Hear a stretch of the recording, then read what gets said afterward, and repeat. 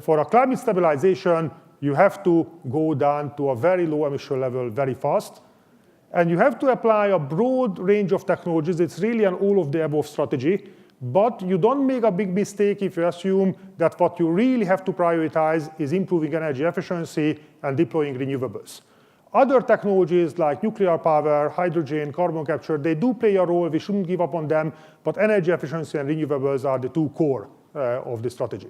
So we need to very significantly scale up the renewable deployment from the current level. Much, much higher level of investment in renewables will be needed. So there are two, and that leaves us with two important tasks.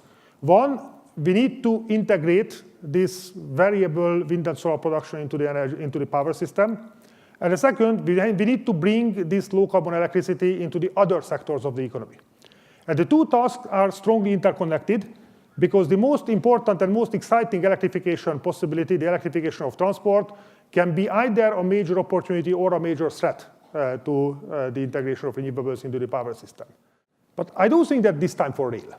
So we see a very exciting technological progress, primarily learning by doing in battery manufacturing. So battery costs have declined by roughly 75% in the past decade.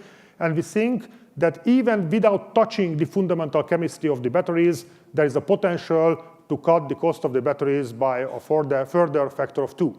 So we can halve the battery cost from the current level without a radically different technological approach.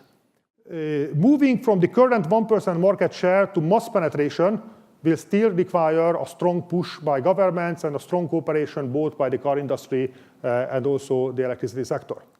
One untold success story is the contribution of big data to the prediction of wind and solar production. That has been a real success story.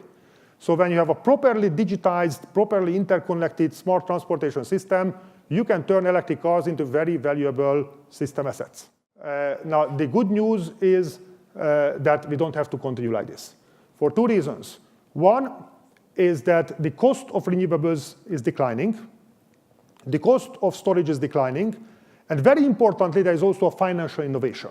So mobile payment systems, microcredits, financing, solar plus storage systems in Asia are really changing the trajectory.